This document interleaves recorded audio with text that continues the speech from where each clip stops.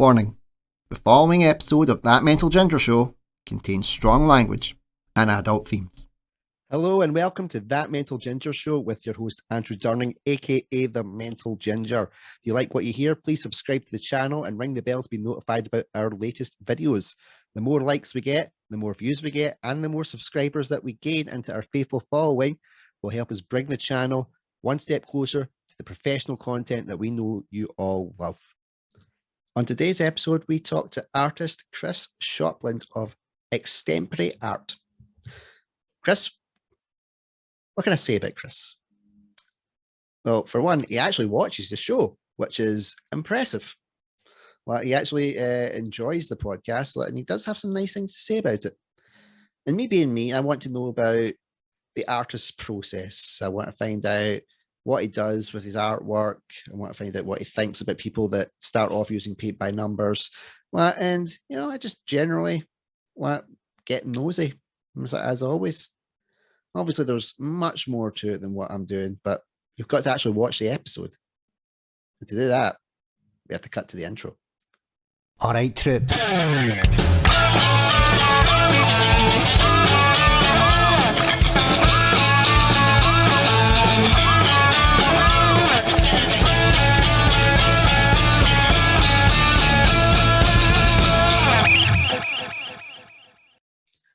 Chris, great to see you, my friend. How you been? Been good. Yeah, just been getting ready for this. I've been just watching the latest episode with Donna, which is great. I'm halfway through, so that was good. Oh, nice, nice. And yeah, just getting the space prepared. I'm halfway through getting ready for the home studio. So I've moved from a rented studio into a home studio, so it's a bit chaotic at the moment. Yeah. So how's it been going with the getting the studio set up? It's been going good. It's figuring out things like lighting and storage. I've got some shelves to put up, so it's been good being in the rented studio because it's shown me like what I want from a studio. Mm-hmm. It's just one of those things where, you know, with the energy prices rising and the living costs rising, mm-hmm. and I sell now and again. I'm starting to sell now and again, but it's certainly not as often as I would like. So mm-hmm. I've moved back and changed half my living room into a home studio. So yeah, well, it's the best way to go about it. You got to cut the cloth wherever you can. I mean, not to brag, I've made a whole 42 pence since this podcast got monetized. Oh, it's gone up since I last. Yes, indeed. So, I'll now be able to afford a Freddo. Yep. Well, if I'm lucky. Because we have to account for inflation these days, don't we? That is how you test inflation these days, isn't it? Our generation, certainly, it's the Freddo. Yeah, for us, it's definitely the Freddo. I think generation before us was the penny chew. Yes, yeah. Well, because they cost like 20 pence or something now. It's ridiculous. Oh, that's just ridiculous. Penny squeeze has gone up to 20p. Yeah. What is this world coming to, man? Honestly. But so, well, you'll know the gist, Chris, but for anybody that's watching, what I like to do is to get my guests to start off by telling us their origin story, because if there's one thing we all have in common, we all have an origins. So, Chris, in your own time, please tell my faithful followers your origin story. So I was thinking about this. I think I've lived at least 8 of my 9 lives already, I think. So it's been chaotic growing up and past. I've had a good upbringing, but I had a lot of health problems during that time. So I've been drawing and painting since a very young age, since I was about 4, maybe a bit older, can't quite remember. Yeah. But started off in the usual way of potato prints and all that sort of stuff. When you're creative, the sort of thing your parents start you off with. Then I upgraded to having an easel in the kitchen and that sort of thing. Went on to do like a dinosaur cartoon course with lots of older kids. Oh, nice. So yeah, I've always been into art from a very young age. I then went on to college to do 2 years of just trying everything out. Went on to do illustration at uni after that. But I mean, the reason that I really connected to this show is because I have had my own mental health journey. I had a lot of physical health problems growing up. So through the age of 9, I got glandular fever and didn't I had to like post viral and didn't really recover from that. Wow. Caught up with my A levels. I'm sure we've got other listeners from all over, but A levels is the next thing in the education system over here in the UK, and I caught up with those in college when I was like 18, and then went on to do I can't remember the timeline, but went on to do the foundation course, just trying out all different art and things. Yeah. So yeah, I've always been an artist, and then after uni I stopped for about 4 years or so, deadlines, and just didn't know what kind of artist I was. I remember having like 4 different oil paintings because I was told that I should be painting oil paintings, and then that'd be good for my style. And so I had these 4 oil paintings that I handed in wet because they hadn't dried by then because it's oil. Wow. Yeah. and thinking, what am I doing? Just a factory of production, and red goes there, dum dum dum. What wasn't really feeding it, so I took 4 years out. But by that point, in the 3rd year of uni, my drinking was getting pretty bad, so I had a bit of a drink problem. The drugs started after my relationship ended. Wow. Because I chose to drink before her. And was a bit lost for a while. So when I found the recovery, I just be watching the podcast about the 12 steps, also in recovery. Wow. When I found that, I returned to my fitness, I returned to my art, and things are starting to go quite well now, starting ever so slowly with the Upfest Festival on the horizon. We've COVID meant that we couldn't do that, but 2 years later, here we are.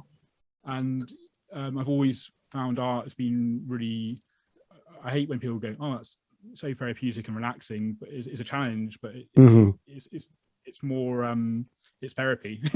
That's how it started, with self-expression and therapy, and then started to get good and started to be able to offer it for pet portraits, which I've been doing a few of, and studying a few of my other more crazy works, more abstract kind of textured works as well. I've seen some of your latest works. I particularly like the Highland Coup. I really, the nice blue Highland Coup. So much sadness. That's why you use blues as your expression. Yeah, that went through quite a few changes, and ended up just throwing paint at it in the end. And there's a time lapse of that, because I was on YouTube at that time. That was 2020. Because through all the pandemic changing things, I had 5 art shows cancelled. I thought 2020 is going to be my year. Little did I know that it wasn't going to be anyone's year. Nope. And so I found myself on an Instagram live. I was terrified. I'm still getting used to podcasts, but I'm certainly a lot further ahead than where I was. I'm used to the YouTube thing. I've been on there for about 1.5 years. Joined 2 weeks after that interview in June 2020, and haven't really looked back. Been putting out a video once a week, and that's really kind of grown the way I sort of talk about my art and talk about myself in general, really, in the way I communicate with people. Well, one of the key things what for a YouTube channel is that they're not just buying into the art, they're buying into the person. What you said, there was something that I found out when I was actually met with had a wee consultation with a businesswoman, and she said that to me. She was like, you getting the guests on for the show is great, but remember, they are buying into you. You are a brand. And I'm like, no, Ginger is a brand. That is the brand. For so long I got abused for this, and now I need to turn it into a marketing tool. To justify that I still have some red hair in me. So I've got to ask, who was your artist, like muse? Who inspired you? I really liked Dali's work, but then his style is far beyond what I would do in terms of it being realistic. But I liked how he used his draftsmanship to then create these wonderful, crazy worlds. But then those who I gravitate towards, who are more like my style, is I don't know if you know that Noel Fielding is also a great artist. He's the host of Bake Off now, and Mighty Bush, IT Crowd. Exactly. But through doing the Bake Off, it gave him time suddenly to be able to paint more, because he would do 6 months of Bake Off, get paid a good whack, and then have the rest of the year off to just paint. So it's really helped his art career in that sense. Lucky. But, yeah, nice one. But yeah, if you can get a 6 month on, 6 month off, and get paid a shed load of money for it to basically go, no, that cake's shit. That's pretty good going. What considering? Yeah, I was mainly asking because I tried doing art when I was when I was in high school and stuff like that. I was a shit artist, but apparently I was really good at critiquing art and analysing paintings and stuff. What the teacher said, I had a really kind of offbeat, kind of quirky kind of thought process that she thought suited it. And I was like, oh, that's quite cool. That's quite cool. And I really liked. I liked Van Gogh style, like the wee kind of the singular lines, and then using that for tone and texture. But I sucked with a paintbrush. Everyone sucks with paintbrush. Yeah, I was absolutely I was absolutely horrible with it, which made me feel more ashamed because my dad's a painter and decorator. And I was like, oh man, really? It turned out I was more like him because I was more like, right, you've got a huge wall to paint, so we got a roller to do. Going up and down like that, whereas I'm trying to do all these really fine things. But the style that I found was doing that, but in coloured pencil, which was which was a choice for me because that's like you're like an actual artist. I was just like standard grade, so I was like low down. The only way I became an actual artist was just getting like obsessed with it. Like my passion for it is what caused what most people would call practice. I just called just drawing. So or just painting. So through that process, I got better. So I've got some drawings from when I was 16 or 18, and they're terrible. So well, I'm interested to see them. I also got to ask, have you ever tried to do any kind of, like graphic novels or that type of artwork? Or do you think that's not like your style? Is there a specific style that artists have to go down, or can they flex a bit more? Like with actors, like sometimes we can do like comedy, sometimes we can do tragedy, sometimes we do like expressionistic where we're basically shitting into a jar. What and saying that's artistic. Is it the same kind of deal? Like, can artists like fluctuate? I mean, it takes a while to find your style and your voice, and the way you want to communicate, because art is a visual communication. And when you go through uni, you try all these different styles out. So we did have a narrative and graphic novel section, and I remember creating these aliens that came down to this. It was based on a sideshow theme. We had to base it on a sideshow theme, so I had them land in this freak show.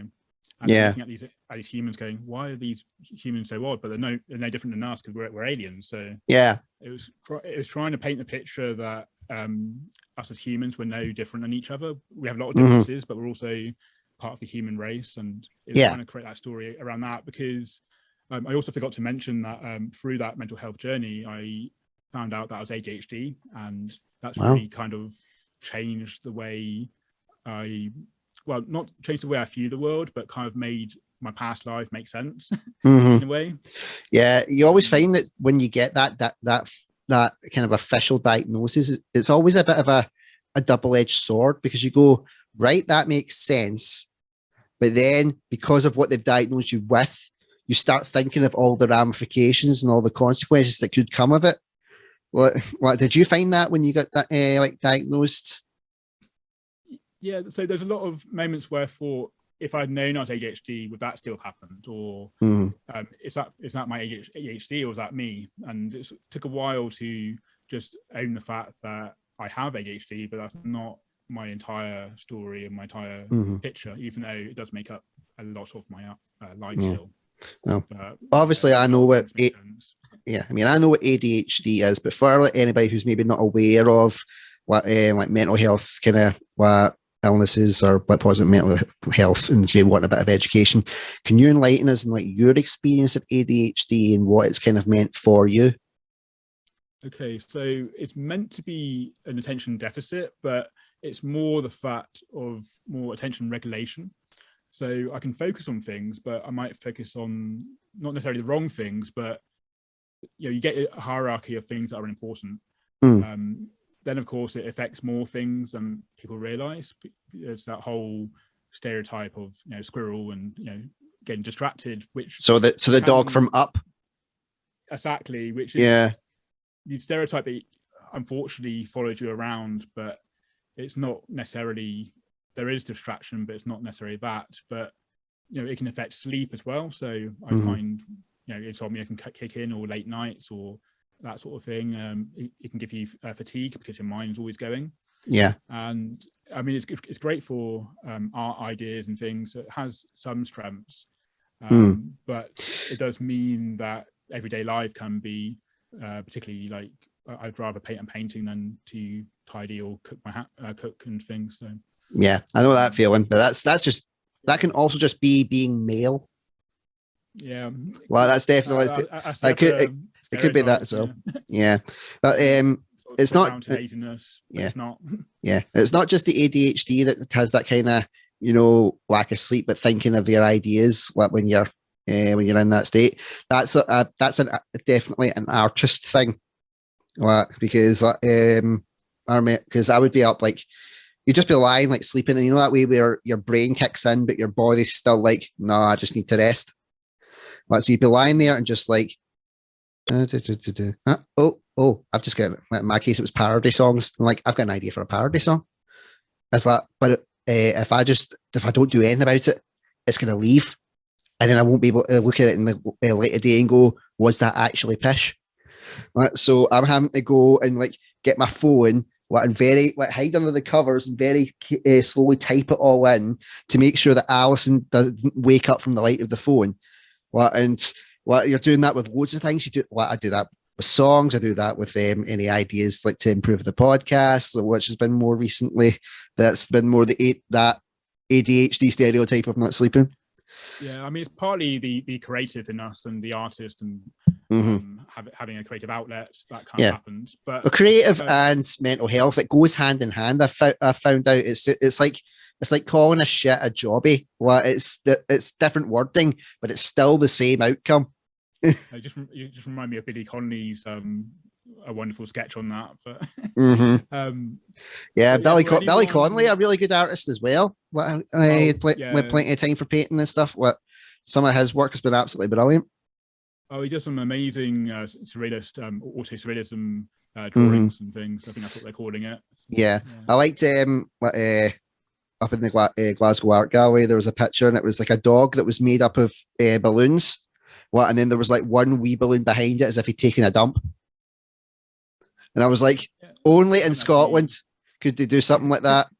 I was like, and how did we know it was a dog? It had a cone on its head, like a traffic cone. I'm trying to think whether I've seen any of his in person or not. I can't remember now, but there's a documentary I watched on his art and things. Yeah, the documentaries on him are quite fascinating.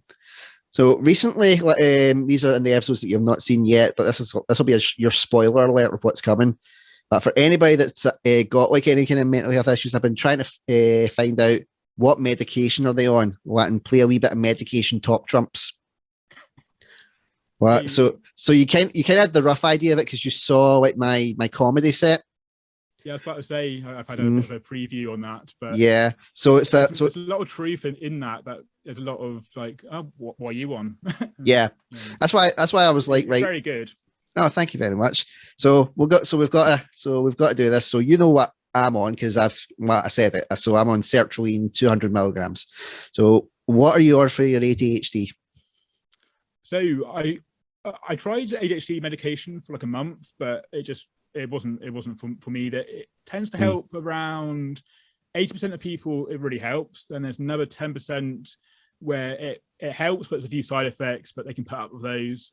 And then another 10% where they really can't cope with them. But because of my history of antidepressants that I've tried many, I didn't want to go through that again on the ADHD medication. And they're gonna have to do some more tests on heart and things. But I'm also on sertraline, which finally is one that's worked. Touch wood. Yeah.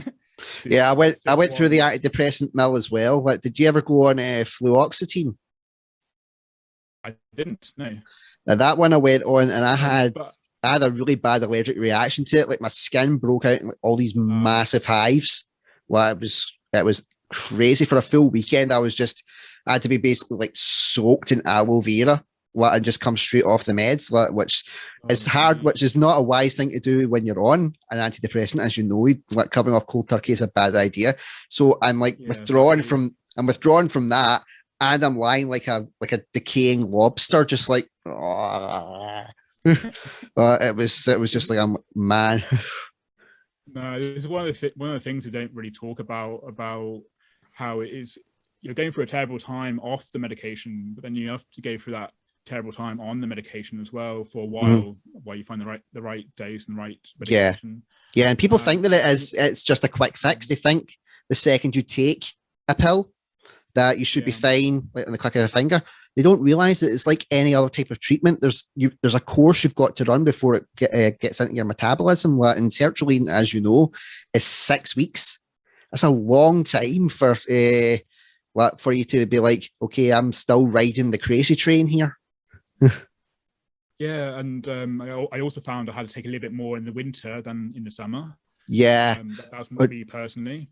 Do you have that SAD, that seasonal affective disorder? Yeah, same here. Most years.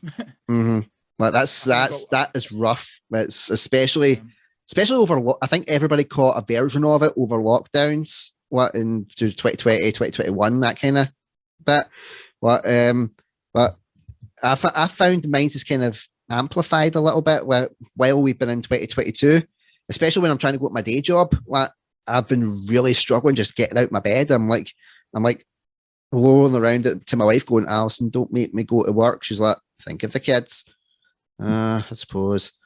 Well, and it's kind of just rolling out and it must be much more difficult with a family and having to get to a job, and because I went through so many different jobs. So I don't work the 9 to 5 anymore, but it's the art now. But yeah, I can't imagine having to have that responsibility and then having that kind of yeah. Don't get me wrong, they're great source material for comedy.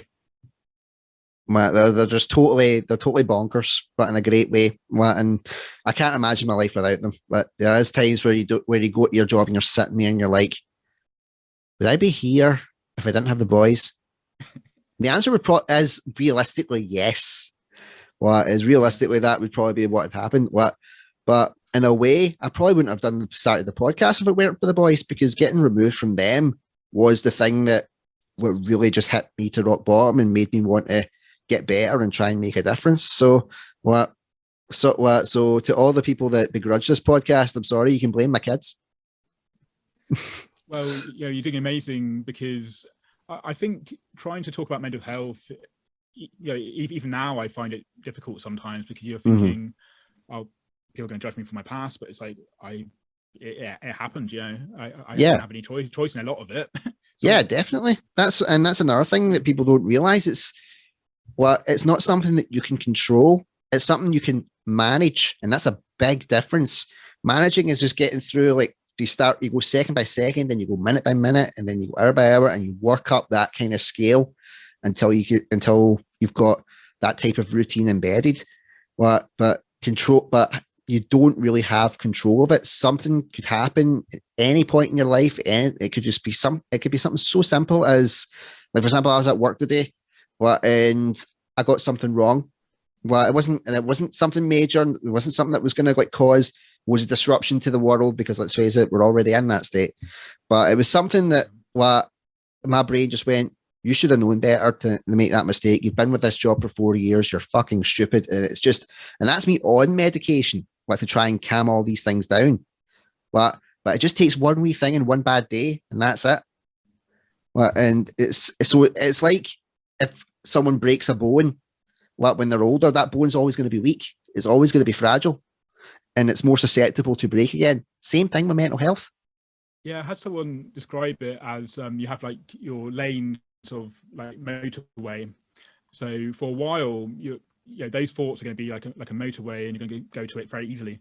But after a while, you're going to start growing more roads, and they're going to get wider, and then the other train of thought will get more like your one track roads where it's much easier to go around. And so yeah, just changing that thinking, really, it takes a while.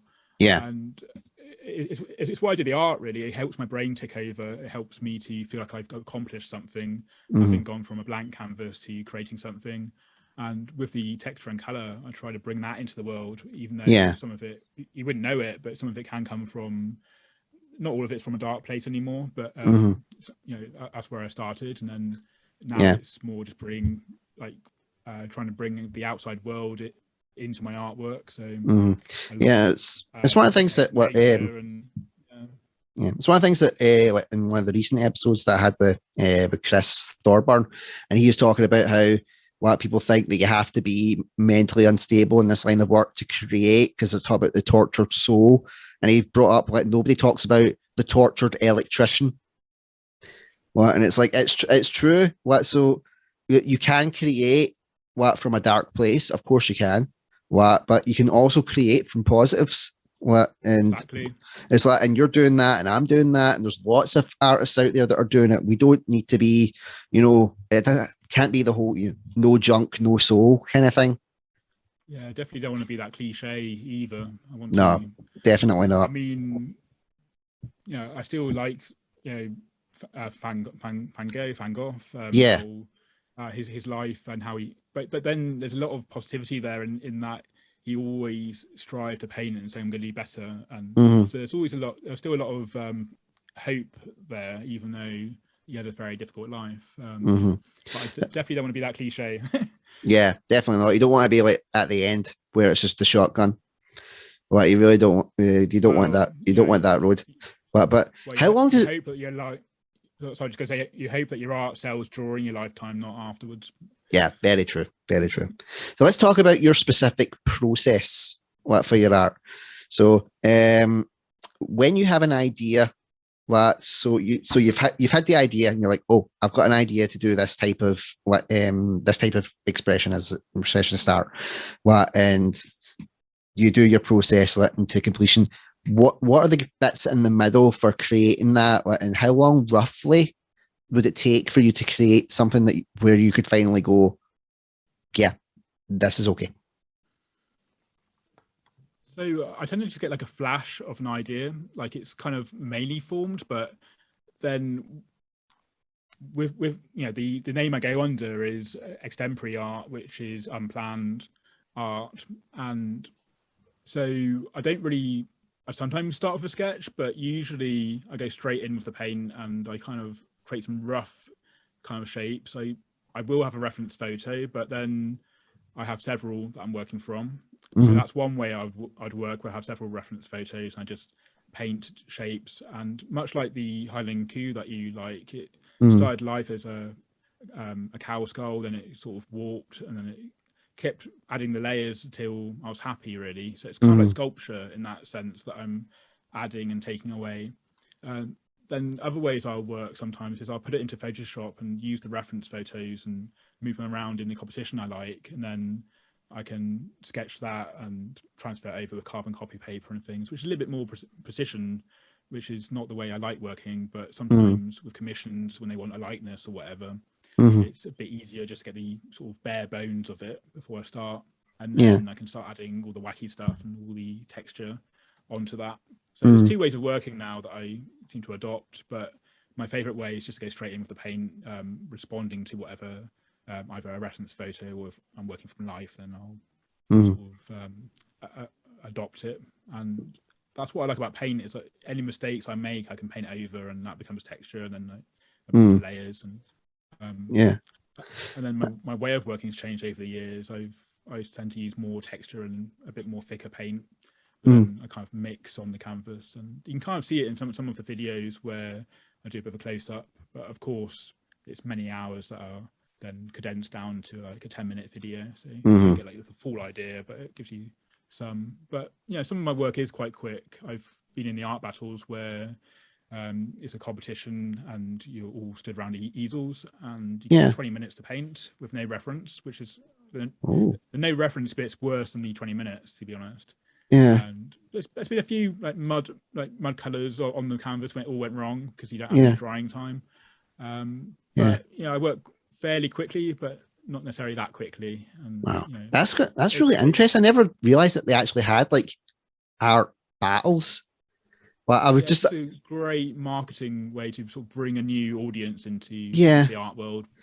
Yeah, but is it like you are in front of a canvas, and then the other guy is facing you with his canvas, and you've got to like look at each other and go like, come up with your mama jokes while you're like going at it as well. I'm sure they will start adapting it. That's a way to take it up a level. Well, I'll give you some of the give you some of my like depressive comedy routine. You can throw them off their game. Yeah, reminds me of that film, Basketball with the South Park people. Yes. Oh man, I loved basketball. That was brilliant. Such a brilliant idea for a sport as well. It's just so stupid. It was, but when you watch it, you're like, that's amazing. That's fantastic. I thought you might have watched it. I was hoping you would get the reference. Oh, of course. So that will actually lead into a question about South Park, that type of animation style. How do you notice that when those type of styles evolve and how they get better with their craft and things like that? And have you ever sat down and been like, why did they choose that way to animate, or why did they choose that kind of way to illustrate something? Well, when South Park first came out, they didn't have a clue how to animate, so they just cut the paper up and they made it. But I haven't seen the later seasons because I just can't get hold of them. But I think I saw up to like maybe season 22. I think it was maybe 26 now. I don't know. Yeah, you've seen further than me. Well, I got to season 14, and it was see after they buckled with the 200 and the 201, went bow to the censor. So I was like, until that comes out uncensored, I am not watching South Park again, and I have stuck to that gun. Well, that's how it should have been. That's how they originally had it. Yeah, but it wasn't that they didn't want to do it. Well, it was that the network pressured them. Because it happened. It happened the last time when they did the Family Guy comparison. Well, and they just handed the script to them and went, "Look, here it is. Well, show it, don't show it, but it's not in our hands anymore. It's up to you." Well, and made them make the call so that the way they could say we stuck to our guns. And I was like, baller move, absolute baller move. Yeah, talking about the art style, though, I think sometimes the technology gets too great and then you learn too much, and then you kind of lose some of that charm. But yeah, at the same time, I think the first 2 seasons it needed to improve a bit, but there's that sweet spot around, I think maybe season 6 when it started having enough of the charm of the original, but enough of the technique of the skills they've learned. But then there's definitely a crossover period where it started getting a bit more CGI and things. I like that they started to adapt other kind of things, like the infamous The World of Warcraft episode, and they got the animators from that game to do those sections. But they thought that episode was actually going to bomb. And they were really hesitant about putting it out because they thought maybe people wouldn't like the fact that it was jumping from style to style. They weren't sure about the concept. They weren't sure, and they just went, you know what, we'll just put it in and see what happens. And it's critically acclaimed as one of their best episodes of all time. Well, which is that, but it's a great episode. Yeah, and when they done the kind of the Japanese anime crossover as well. I loved that. And they loved it because it was experimenting with a different type of animating style. And that's got to be something that you, as artists, that you would love as well. Like, would you want to do like collaborations with other artists and essentially create something that was a blend of different artistic ideas and inspirations? I'm always looking for collaborations. I think because I see it as a community thing, I don't just see it as me on my own, trying to sell art. I see it as more connecting with people and community. So I've connected to so many different artists. I haven't done like an official collaboration with people yet, but I just really enjoy when a bunch of artists get together and just use different, everyone's strengths. And particularly if you can get some animators on board and that sort of thing, and they can animate some of your work. I don't really know how animation works. I'm learning a bit, but I don't really understand it. Yeah. It's always these things where you have an idea of learning a new skill or learning a new medium, such as, I don't know, airbrushing or animation, and if you can get a group of people together, you never know what's going to happen. Like, just this magic starts happening. I think. Yeah, so it's something I always look for. Right. So one question that I'm going to ask, since you are an artist, what do you make of paint by numbers? I think it's a great way to get people into painting. I even, started off with some paint by numbers myself when I was younger, so I always used to enjoy them. Yeah. And I think the creation of them is clever because I think understand how they have that mind to create something like that, where they can plan it out so well that it, I thought, could I create something like that for someone to paint? And the answer is probably no. It's really quite a complicated thing. So I think it's a good way to get people into it. But I think when people are starting out, they certainly are copying other people's paintings, which is a great way to start to learn. But because I've always painted from a young age, it takes that, if you start a bit later, it can take a while for you to really start feeling it as a passion and a like visual language and a way to express yourself. To start with, you're thinking, because you've had so much influences around you, you're thinking, how do I get good? How do I paint like that person? Rather than thinking like who you are. And I still have that with social media coming up to the forefront. That can be a bit difficult at times, but because I've started from a very young age and I painted long before I was trying to make a career out of it. Like 4 years old, I wasn't trying to pay the bills or anything like that with it. I'm still not really. I'm just a nice little top up, pay for more paint. It's all good, but it never was about that. It was always about, how do I express this idea on paper? And if people are on board with that and want to see more, and I'm always quite amazed when people join the community and say hello, and so it's all about that really. That's why I do it. So I can't even remember what the question was now. I just thought what you thought of paint by numbers. But the reason I was asking was tangent. No, it's fine. Like that's what we like. We love tangents on this show. Like, you know that. Like, I'm all about the tangents. But the reason I was asking was because when my granddad was alive, he suffered quite a few heart attacks before, he finally passed away. But one of the things that what he got advised to do was trying to have like kind of a relaxing hobby. And he did fishing and stuff like that, but he wasn't allowed to drive for a certain amount of time after obviously having the heart attack. So he was like, what'd I do? And we were like, why didn't you try something like creative, like artistic? And he was like, I didn't really have a clue where to start. It got like it was a paint by numbers thing. And he just started doing that. And I remember seeing them and I was just so inspired by it. Because to be completely honest, my granddad wasn't a nice person. Like, he was nice to me, he was nice to my brother and that, but throughout his life, he was human. He made mistakes. But I always was quite scared of him, because when you're a young kid, big guy, quite a big, strong guy, masculine guy. It was quite scary. And then I saw these paintings, and it was like seeing the softer side of my granddad that I never knew was there. And it was when I was starting to figure out that I liked acting and I liked performing and things like that. And I'd felt really kind of alone, and seeing something like that made me feel a little more secure. Thinking if my granddad could find that kind of softer side of him and do something creative that he enjoys and he's good at it, then maybe I've got a chance as well. And it didn't help. I was also named after him. My granddad was Andrew as well. So it was quite. I was like, I've got a chance. I've got some hope here. Well, I mean, there are other creatives like my mum's side of the family as well. But what it's like sometimes if you go like that type of route, and a lot of people in your family aren't, at least from your perception at that point, it does feel quite lonely, doesn't it? Yeah. So my parents are quite creative, so I never really had that. But then it's interesting, particularly with grandparents, where you get to see like another side of them, and because you end up spending more time with them towards the end of their life and things, Mhm. and you get to know this other side that you never knew existed. Yeah, So, and it was quite funny because it was quite fascinating.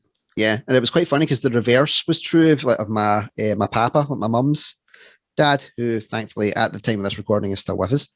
Touch wood. So he was all, because he had two girls and a boy. Like he was more sensitive with us and would play and make paper airplanes and stuff like that. Absolutely loved those type of things. And then later on, I found out that he used to work in like warehouses and he was a firefighter. And I'm like, whoa, my papa's got balls. He's got balls of steel. I'm really hoping my papa isn't listening, but he doesn't know how to work the internet. We're all good. But yeah, so it's quite interesting how sometimes your perceptions can be off. That then as you get older, you start to see all these like parental figures or grandparental figures in like a more human state. It's quite fascinating to me. Have you ever done any portraits of family? I've started to. It's one of those things where they don't want me to show them, so I'm just keeping them for myself. Yeah. So it's more like a personal thing, but yeah, I hadn't really thought about it before, but now my parents are getting not that old, already in their 60s, yeah. But you just sort of think it'd be nice to kind of capture them at that moment. Mm-hmm. So I hadn't really thought about it before. Yeah, that is something that's quite fascinating. Because you can do that. You could get like a photo or whatever and create something that's something that kind of will keep them around. Where I'm trying to get I was trying to get my dad to come on this podcast, because he was he played football back in the day and stuff like that, and he's obviously painter and decorator and stuff. And he's not really. He's like, no, that's your thing. That's your thing. I like my gardening. I'm okay with it. But it's something that I was thinking about a lot was when they're gone. I know it's getting a wee bit morbid, but it's me. I'm a pretty weird guy, as you know. But when they're gone, one of the things that you miss the most is their voice. You miss that's the one thing you always that always kind of fades the quickest. You go, I can't remember what they sounded like, and that's why I'm really trying to get them, let them on, so I could be like, well, even if it's just for my own personal thing, it's not distributed out. So if my kids ask what was your papa like, what was great grand like, I go, well, why don't we put this on, and they can tell you themselves. I think that's sweet. Magic. Yeah, I think that's sweet, but everybody else thinks it's really creepy. No, I think because of my mental health and things, I think of life and death in a completely different way, because there was a point where I wasn't necessarily fully suicidal, but I was certainly thinking about death an awful lot. Yeah. So it's one of those things where now I think the beauty of the fact that life is short means we can enjoy it more. But then I do think that the beauty of the internet is that we can look back and we can have that memory. It's also maybe the scary thing about the internet, how we're sort of captured in time forever. But it's also the magic and beauty of that as well. Yeah. Being able to show future family, what those people were like. Whereas before, I guess we had the black and white photos and things, but now we've got video. So I don't know which is better, whether it's an improvement, but it's certainly another way to remember people. I always had the theory that was why so many people wanted to be actors, because they would want that piece of immortality, something that would stand the test of time and would essentially be their legacy. Because if you think about it, you watch programs for example, say Only Fools and Horses, and you look at it and you're like, oh, I can't believe he's gone. I can't believe he's gone. I can't believe she's gone. And because they're constantly around. Only Fools and Horses is practically shown every day, in certain channels. And it's their own little piece of immortality. So they never feel like they're really gone because they're constantly in the public consciousness. So maybe some actors wouldn't have thought about it in that type of way, but damn, that's some quantum shit that you came up with. But I thought, I personally was is that why I wanted to be an actor? So I could have that wee kind of little bit of immortality about me. Then I had kids, and I'm like, okay, you're my legacy. On you go. Yeah, I kind of wonder if people started the acting not from really thinking about it. And then later thought, okay, that would be, that's quite cool. I get it. Yeah. It's the same with my paintings. When I'm gone, if I haven't sold, I'm sure there'll be loads I haven't sold still. And I'm sure you'll sell lots, my friend. You'll sell lots. Yeah, sell lots, but also have a house full of paintings that get discovered later, I guess. Yeah. Or you're going to be like a musician, and you'll have like a back catalogue, and you can keep bringing them out and get royalties after your deed. That's not a bad idea. Yeah. Well, it could be an idea. Like I might keep a couple of episodes like back, and then be like, right, release these after my death. So you can find out what I was like when I was a total arsehole. Have a very, very cryptic message with the password to this encrypted file. Yeah. I'll just be like, warning, you don't want to see this, but if you've cracked the code, welcome to the archive. But that could be an idea, like just get some like kind of wrapped up. Have we orders, like it's really morbid that we're talking about this, but I think it's a quite cool idea. Like after say like your funeral, you've had all these paintings that are addressed to certain family members that you love that are still around, and they get them after you're gone, open up, and it's just like a wee kind of nice memory for them. Like to open up. It's kind of like the IT crowd where you're just eating an apple. It is. Yes. Yes. Oh, I was so hoping that you like the IT crowd. Oh man, we've gone back around, brought it back in. Yeah. Oh, I absolutely loved that show. It was amazing. It was so fantastic. Well, it's don't get me wrong. Like the one where he beats up a woman who used to be a man is not exactly, that would be cancel culture. That would be cancel culture today. But I can't help but still laugh at the absurdity of it. I know it's not okay, but yeah, it's one of those things where when you find out that the creator is transphobic, then it has a whole different meaning after that. Yeah, and then you're thinking, I get it. I thought he was making fun of those who are like that because of the character. Then you start realizing actually it's come from a different place. Whereas if it had come from that place, it would have kind of been okay. But there's a few outdated, many shows get outdated after a while, and we learn from it, and we learn better because it's a terrible thing to say, but at one point we thought slavery was okay, and it really isn't. Of course. No, it's true. But it's true. One of those things where it's crazy to think that our society's mind changes so much. You're thinking, how do we ever think like that? Yeah. Well, if you think about in one of my really early versions of this podcast, me and a friend of mine talked about we were like, which generation was better, the 90s where we grew up, or the 2010s, because it only just hit 2020. And we're like, well, let's see. And as we were talking about it, we realized how much had changed over the course of like those 20, 30 odd years. And you're like, it's unreal how much has changed, because there's been the boom of like the internet and rise of social media, and things like, we're now more aware about things like transphobia, more accepting of like homosexuality, stuff like that, which is all positives. I will definitely say that up front. It is all positives. But you think back then, you thought that stuff was all right because it was what you were growing up with. You're like, wow. It's strange looking back, thinking what has changed because we're so much in the present. Yeah, we forget to look back. But it's one of those things where I'm a complete film nut. So in Cloud Atlas, he's saying, why are you looking at those old letters still? Why are you looking at them? Going, I'm just trying to figure out why we're still making the same old mistakes again. Yeah. Yeah, because the ones that don't know their history are the ones that are doomed to repeat it. Yeah, exactly. Yeah, but so this will be an interesting question to ask. Then it's just something that's just popped in my head because we were talking about this kind of cancelling culture. Well, because I'm pretty sure that maybe 20, 30 years down the line, someone will look at this podcast and they won't like what I'm talking about. Well, and that's perfectly fine.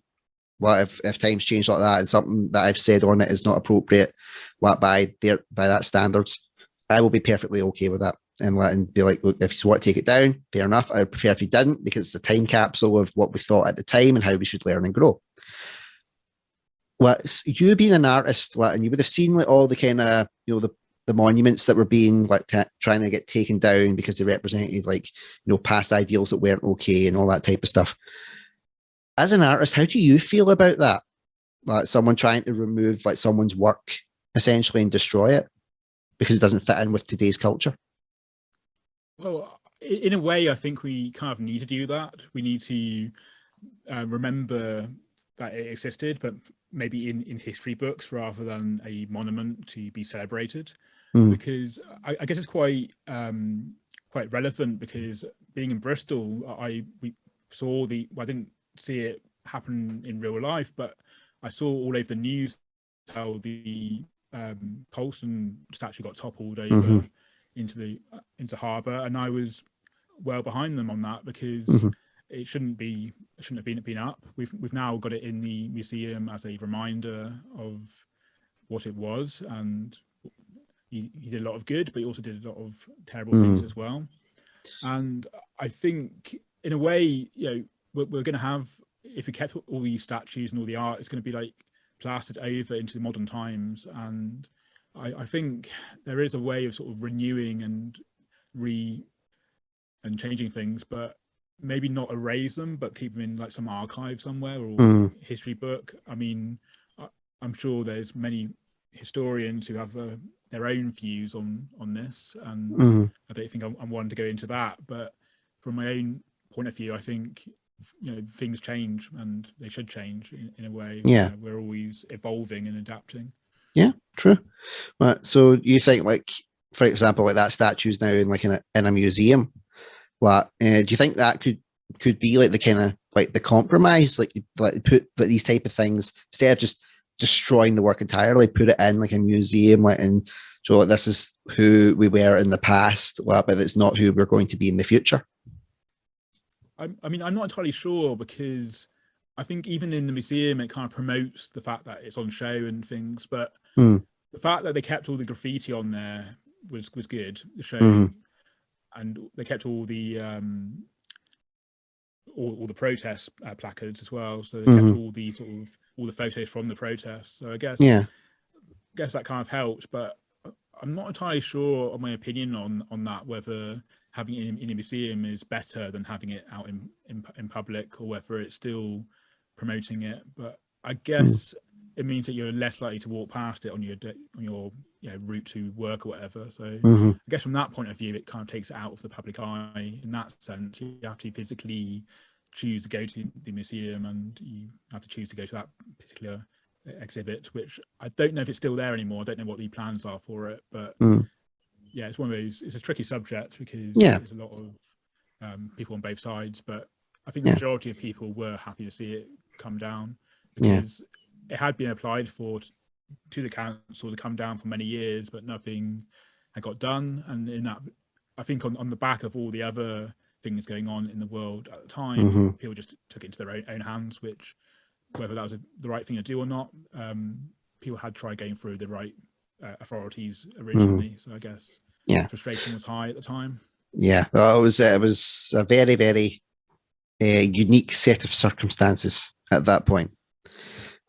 And I know it's obviously it was an interesting question, but you know, it's kind of what I do. You've seen that these type of things will come at my head, and I'll be like, it could be an interesting debate. As someone who is from an artist's perspective, or it could be someone from an actor's perspective. I think it's always something that's worth touching on, and maybe getting, if anybody does comment on this, give me your thoughts. Like, what do you think about this type of stuff?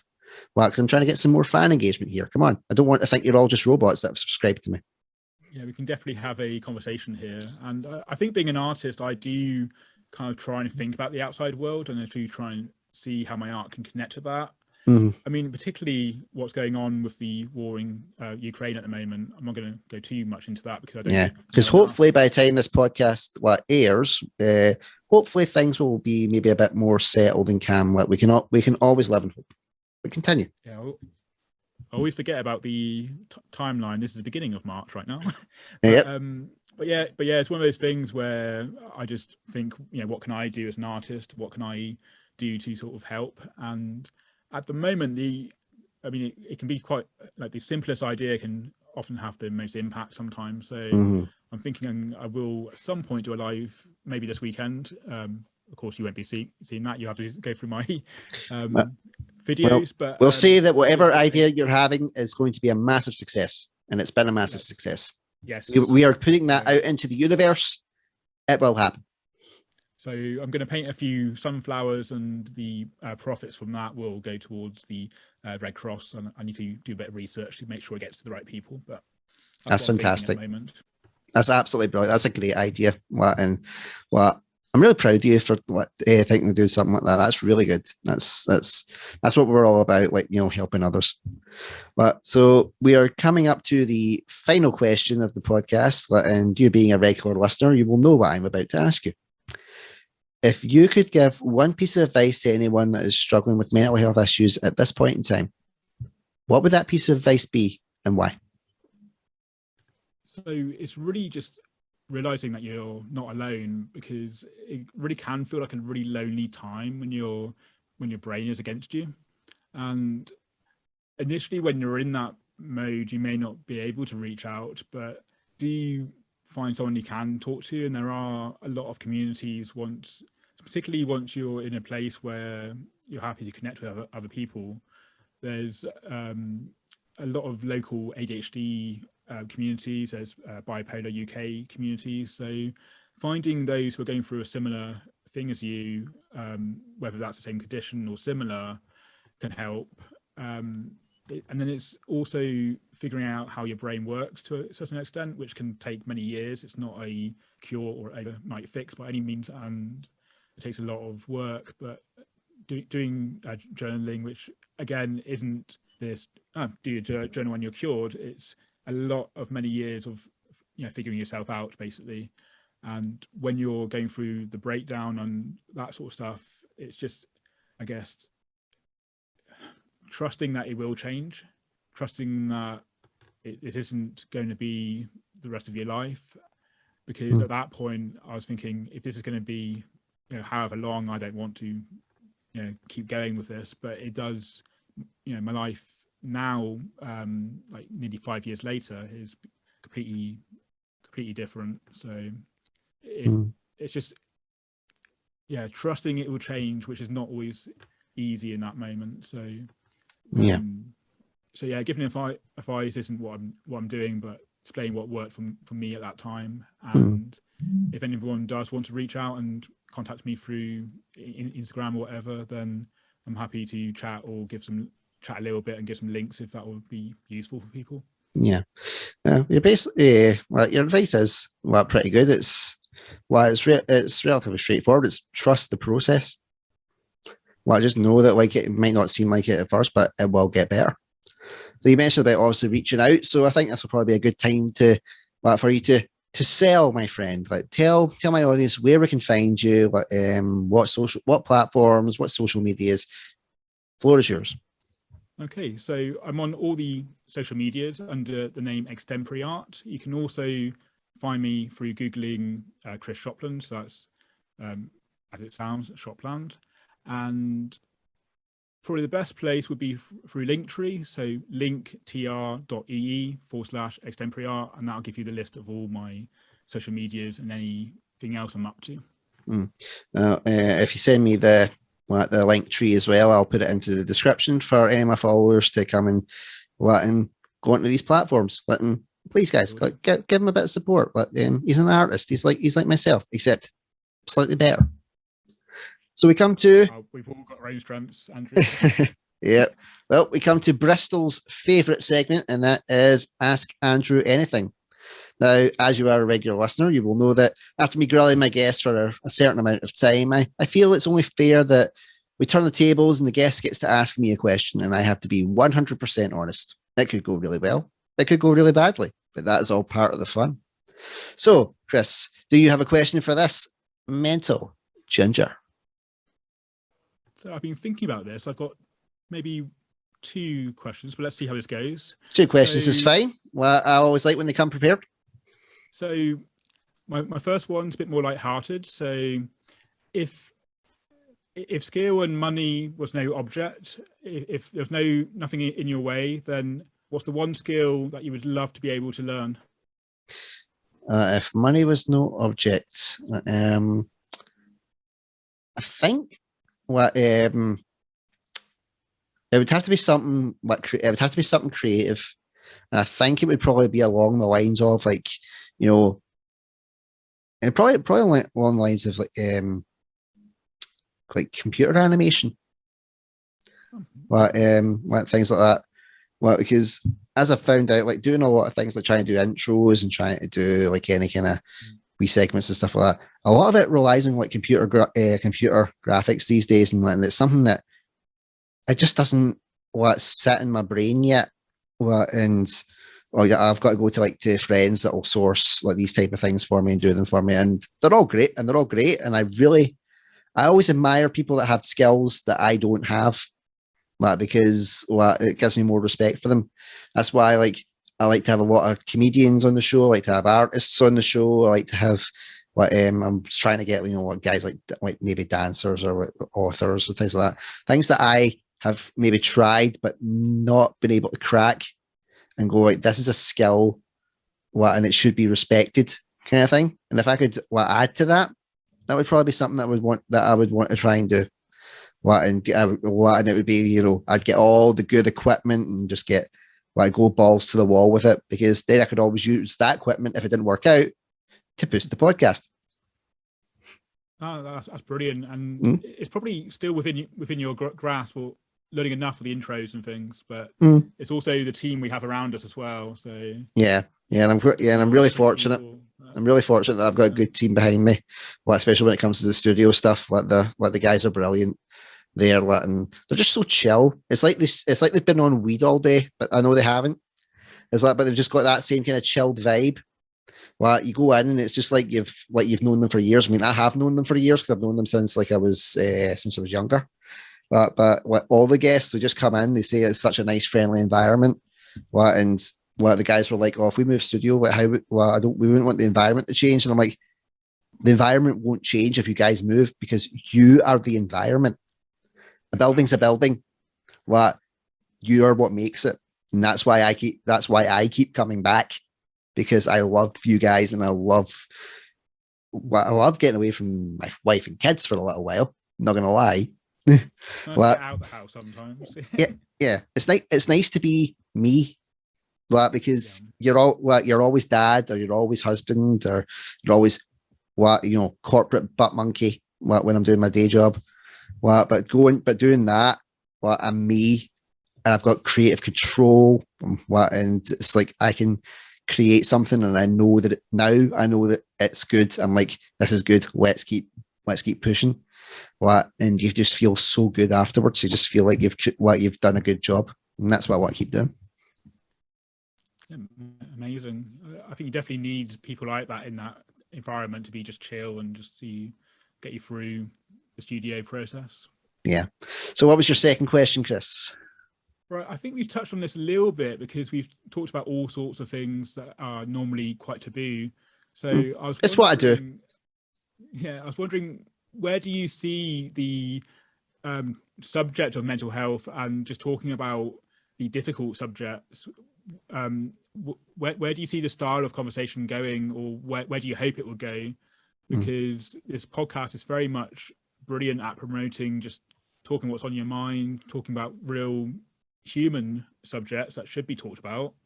So do you have, I don't know, I think we've kind of touched on it already with the way we've done this podcast, but do you have any idea where you would like the style of everyday conversation to go in terms of mental health?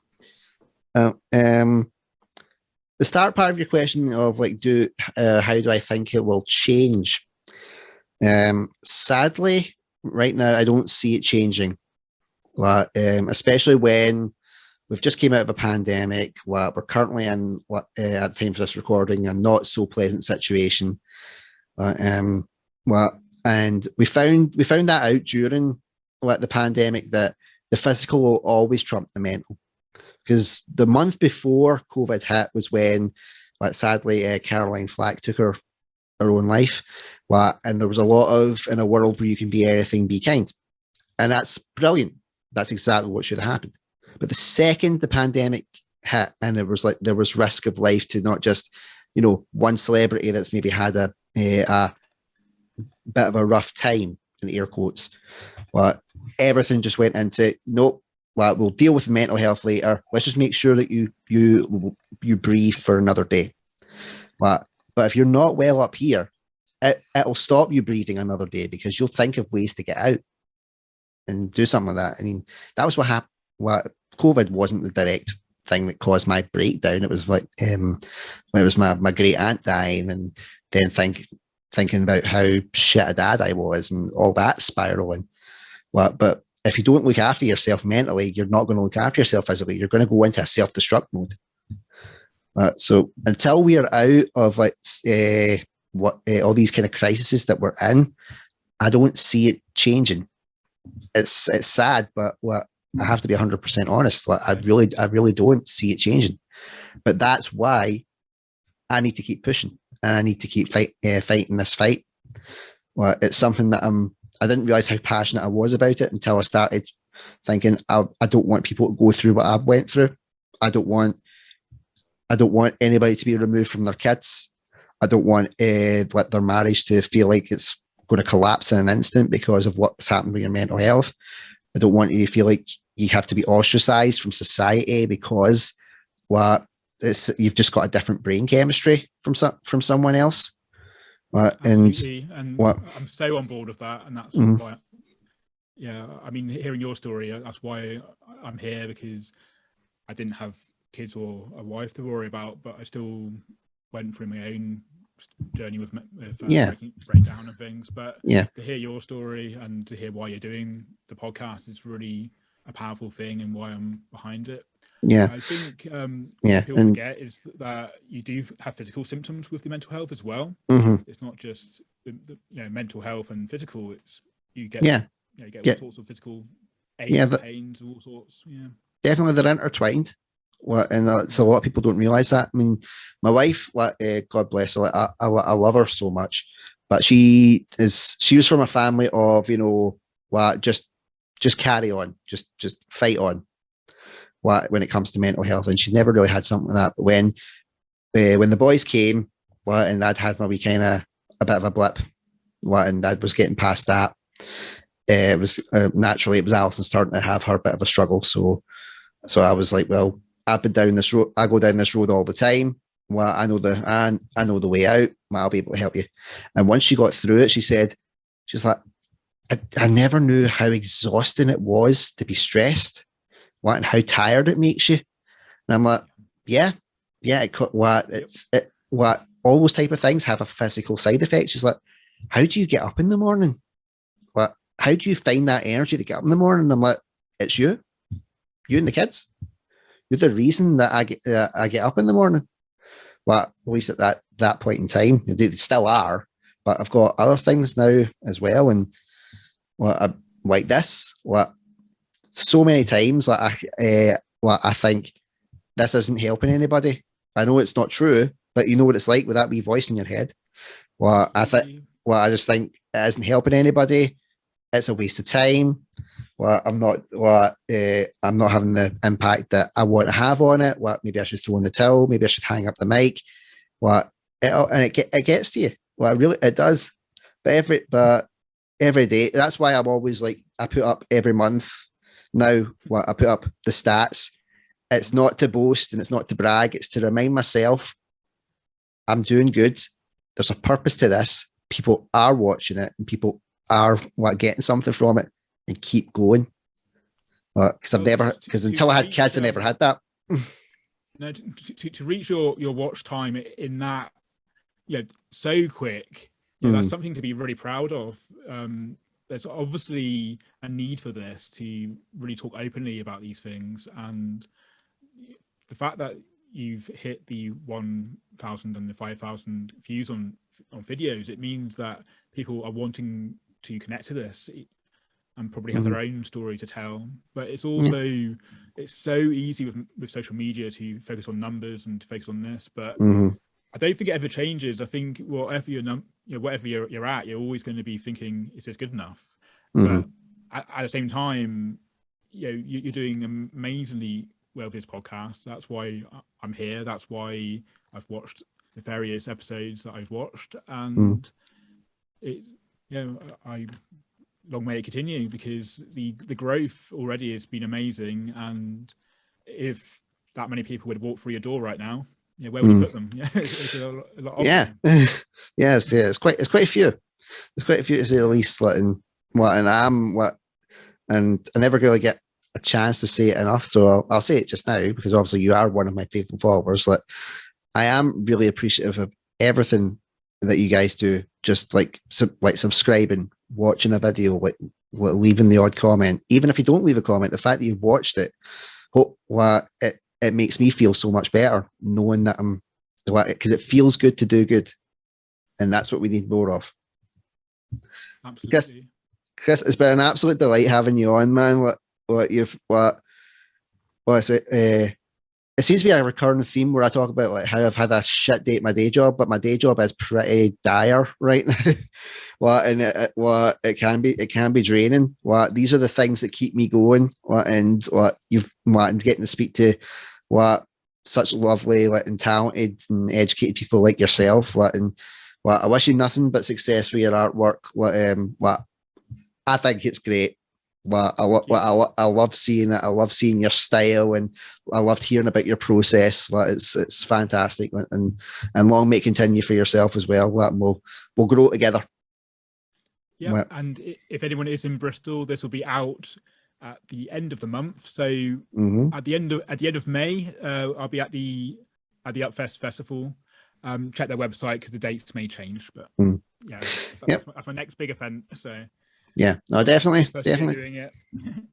Yep, definitely check him out. Give him all the support he can get. He could be the next No Fielding. He could be my mic lean now. You can stop. You can also go and call someone's scones shit, and then go and do artwork for 6 months. Until next time, my faithful followers. I've been Andrew Durnight, and this has been the brilliant Chris Shopland. Extempore art. Check it out. All the socials. The Linktree will be in the description below. Give him support so he can keep on going. Who knows? He could be the next Jim will paint it.